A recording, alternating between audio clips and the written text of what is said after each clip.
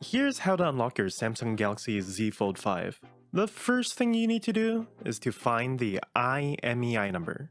And you can do this by dialing *##06#.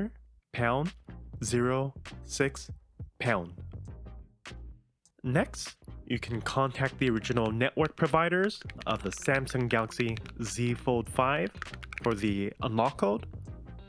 Alternatively, if they are unable to provide you the unlock code for some reason, you can contact a third-party company such as Cellunlocker.net to get the unlock codes.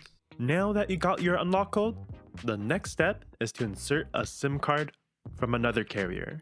Then, the phone should ask for a unlock code. If you didn't see it, you can try restarting the device. Once you see the prompt, enter the unlock code that was provided to you. Now the phone is unlocked and it's ready to be used with any other carriers. If this helped you out, please leave a like, comment, or subscribe.